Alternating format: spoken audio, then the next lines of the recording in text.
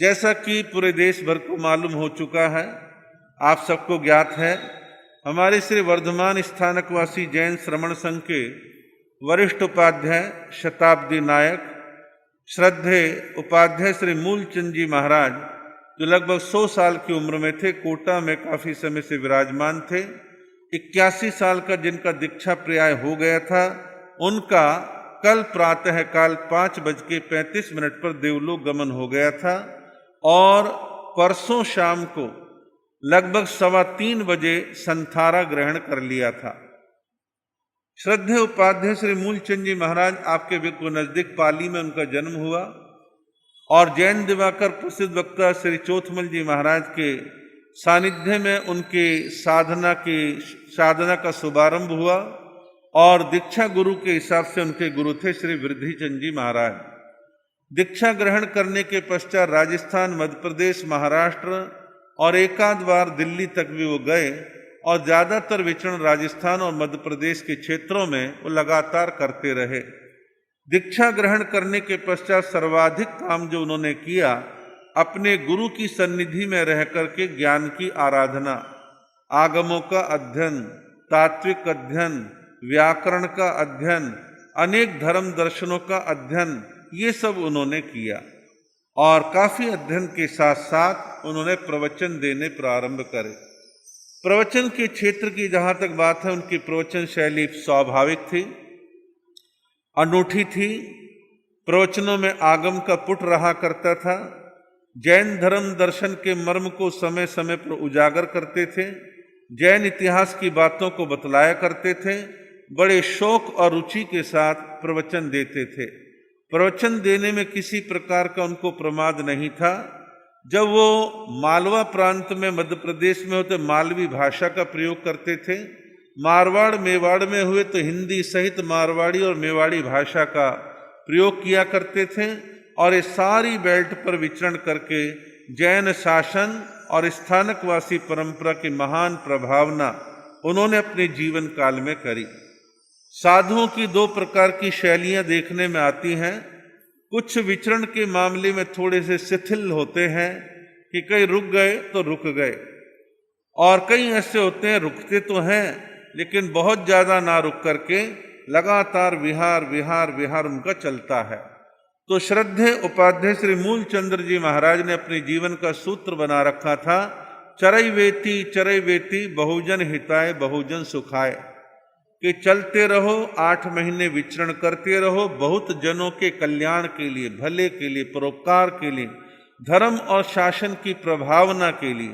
तो उन्होंने इस सूत्र को अपने जीवन के अंदर आचरण रूप में ढाला और लगातार सतत गांव गांव, नगर नगर, डगर डगर उनका भ्रमण चलता रहा और परिणाम था कि हजारों हजारों लोग उनसे परिचित थे और जिन शासन की प्रभावना उन्होंने अपने तरीके से जो की। श्वेतांबर स्थानकवासी मान्यता के प्रति वो दृढ़ थे, मजबूत थे, उसमें किसी प्रकार का कॉम्प्रोमाइज समझौता नहीं करते थे, लेकिन जैन धर्म की अन्य धाराओं के प्रति मान सम्मान भी उनके दिल में कम नहीं था। सबको साध करके चलते थे, बैलेंस करके चलते थे, समन्वय करके चलते थे। ये उनके जीवन की विशेषता थी। दुकानदार जैसे तराजू अपने हाथ में लेता है तो दोनों पलड़ों के बैलेंस करके चलता है, सामान उचित मात्रा में ढंग से तोलता है, तराजू की दोनों तकड़ियों का बैलेंस करके चीज को तोलता है। ऐसे ही वो श्वेतांबर स्थानकवासी आमनाय के संत होने के बावजूद अन्य परंपराओं के प्रति किसी प्रकार का भेदभाव नहीं करते थे। सबको सम्मान, सबको प्रेम, सबको स्नेह देते थे और परिणाम है कि उनके साथ अनेक परंपराओं के लोग भी जुड़े हुए थे। वो एक जैन साधु थे, लेकिन जैन साधु के साथ साथ जैसे एक सामाजिक कार्यकर्ता काम करता है, वैसे सामाजिक कार्यकर्ता वाली सोच भी उनके अंदर थी। आप कहोगे वो क्या? अनेकों विधवाओं और अनाथों के नाम उनके लिस्ट में हुआ करते थे। मनी ऑर्डर उस जमाने में, आजकल तो ऑनलाइन पेमेंटें होती हैं, तो मनी ऑर्डर के रूप में बहुत सारे मनी ऑर्डर रखा करते थे। जैसे आप उनके प्रति श्रद्धा रखते हैं तो कहा करते भाई ये 10 विधवाओं को इतना इतना इस महीने तुम भेज देना भाई, अगले महीने फलां को कहे अबे तुम भेज देना, और वो लोग हाथ जोड़ कहते जी महाराज भेज देंगे। तो अनेकों अनाथों और विधवाओं को आर्थिक सहायता सालों साल उन्होंने दिलवाई। हो सकता है भव्य भवन ना बनवाए हों, हो सकता है स्कूल और कॉलेज ना बनवाए हों, लेकिन किसी दबे कुचले की सहायता करना ये बहुत बड़ा उपकार है। जिसके घर में खाने का इंतजाम हो जाए, सम्मानजनक जिंदगी जी ले, कितनी बड़ी बात है। और मान लीजिए कभी हम ऐसे परिवारों की उपेक्षा कर दें, ऐसी महिलाओं की उपेक्षा कर दें, उनको सहायता ना दिलवाएं, तो कोई बहुत बड़ी बात नहीं कि ऐसी महिलाएं अपने चारित्र से पतित होकर के गलत मार्ग को अंगीकार कर ले। तो एक संवेदनशील विषय है और इसे ऐसी ही संवेदनाओं के साथ हम और आप स्वीकार करके ऐसे कामों को बढ़ावा दें और अपने संग समाजों की ऐसी महिलाओं को और ऐसे बच्चों को संभालना हमारा नैतिक और धार्मिक कर्तव्य भी है। श्रद्धेय उपाध्याय श्री मूलचंद जी महाराज एक फक्कड़ संत थे, निर्लिप्त संत थे। आसक्ति किसी के साथ नहीं पाली। फक्कड़ पने की प्रवृत्ति जीवन के अंतिम जीवन के क्षणों तक उनके साथ बनी रही। अप्रमत्त योगी थे, प्रमाद उनके जीवन में नहीं था। प्रमाद को अपने से दूर कर रखा था। और आपको आश्चर्य होगा, और हम अपने बारे में जो तुलना करते हैं, हम कम पढ़ते हैं, वो श्रेष्ठ थे। खाना खाने के बाद दिन में अक्सर अन्न का असर होता है, व्यक्ति को लटका आ जाता है, प्रमाद आ जाता है, या यूं कह लो दिन में आधा पौना एक घंटा किसी किसी को विश्राम करने की 40 साल की उम्र के बाद आदत से पड़ जाती है। तो श्रद्धेय मूलचंद जी महाराज ने कभी दिन में विश्राम नहीं किया। दिन में कोई 1 बजे भी जाए तो बैठे हुए मिला करते थे। तो इस प्रकार वो अप्रमत्त थे। रात्रि में निश्चित समय पर सोना, निश्चित समय पर उठना, अपनी साधना, माला जाप, प्रतिकरण, स्वाध्याय, चिंतन, ये उनका चलता था। और लोगों को आश्चर्य होता था कि बड़ी उम्र होने के बावजूद भी जिंदगी में कभी चश्मा नहीं लगाया। अक्षरों को पढ़ने की क्षमता जीवन की संध्या वेला तक उनकी निरंतर बनी रही और चश्मे की आवश्यकता उनको नहीं पड़ी।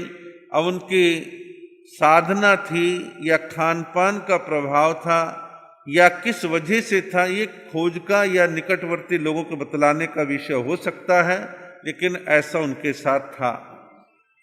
एक उन्होंने पिछले कुछ सालों में एक नया काम किया। प्रसिद्ध वक्ता जैन दिवाकर श्री चोथमल जी महाराज का जो दुर्लभ साहित्य मिलना लगभग बंद सा हो गया था, मिलता नहीं था, लोगों को दिक्कत आती थी।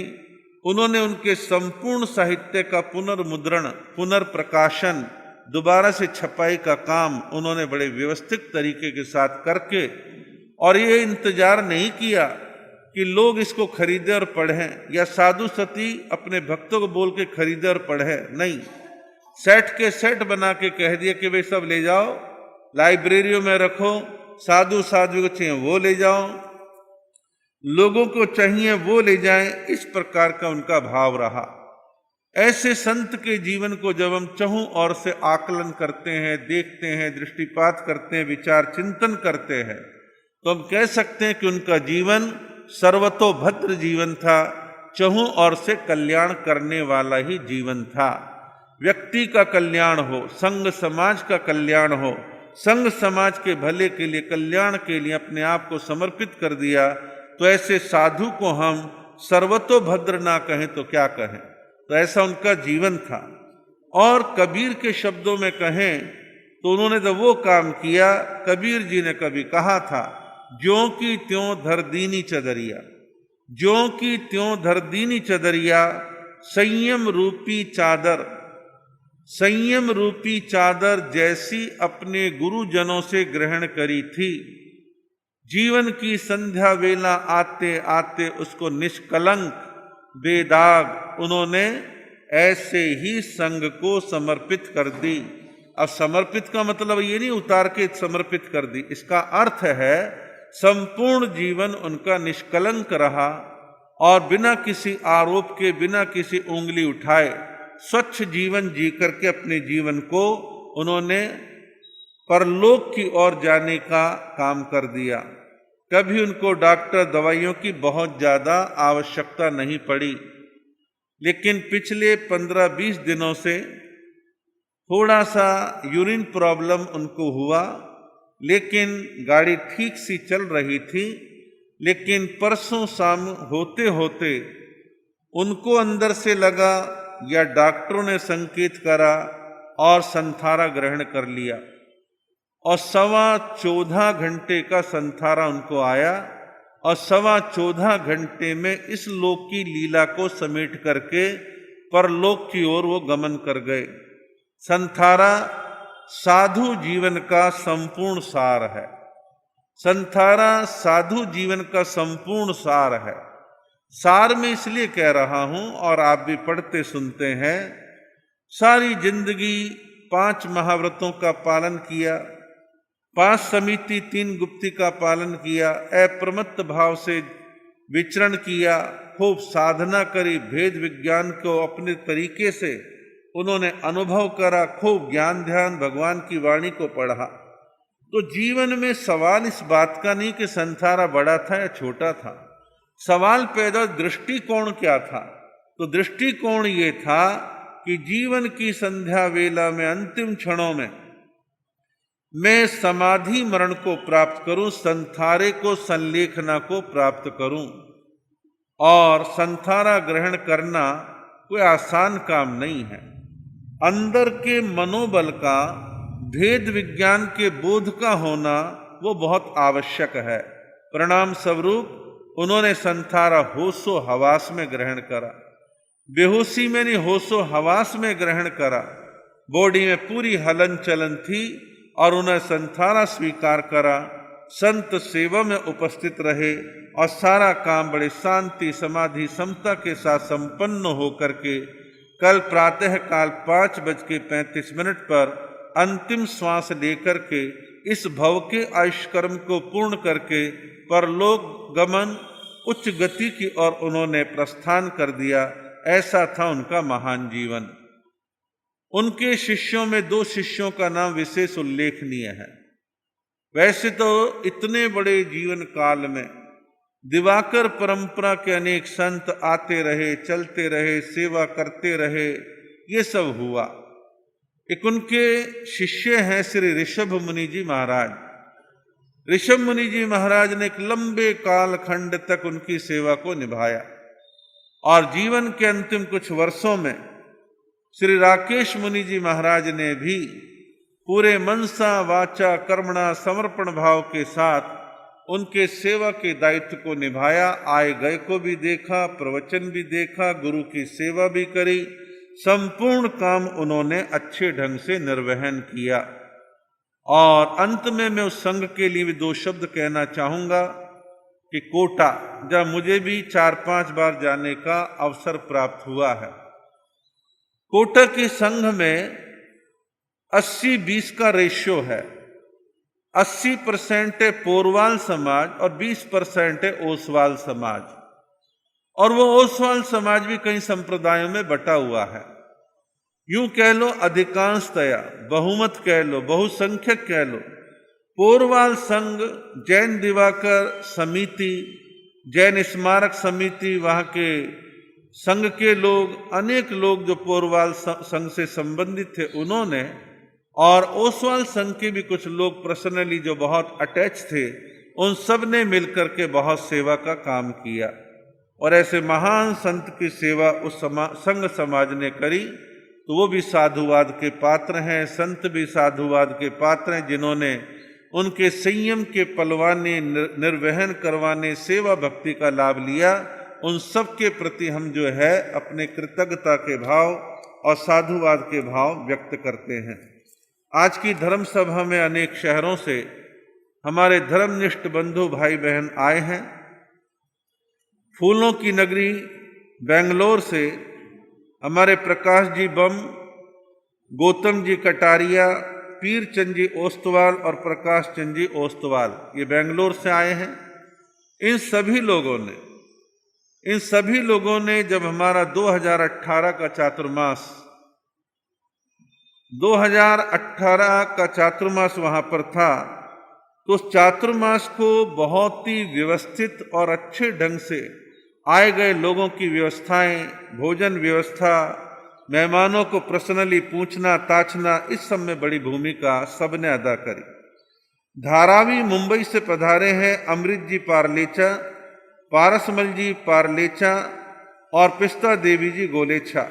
ये सभी मुंबई में धारावी जो एक विशेष चर्चित क्षेत्र है और वहां से सब पधारे हैं। सूरत से जवाहरलाल जी मादरेचा ये भी पधारे हैं और दुंधाड़ा से देवानंद जी मोटवानी ये भी यहाँ पर पधारे हैं और दिल्ली विवेक विहार से पुनीत जी जैन और उनके साले साहब, उनकी धर्मपत्नी दिल्ली विवेक विहार से ये भी पधारे हैं। और मेरा बड़ौत में चातुर्मास था 1992 का, 1992 के चातुर्मास से जुड़े, उसके बाद लगातार संपर्क में रहते हैं, समय समय पर दर्शनों का लाभ लेते हैं, वो भी पधारे हैं।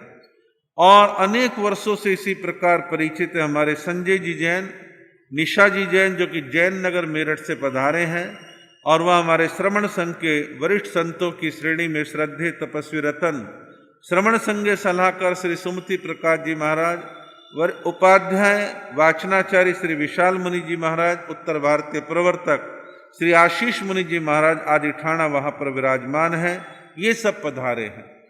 इन सबके जीवन में धर्म अध्यात्म का विकास हो, सबका जीवन सुख शांति से धर्म की ओर अग्रसर रहे, ऐसी मंगलमय कामना करते हैं।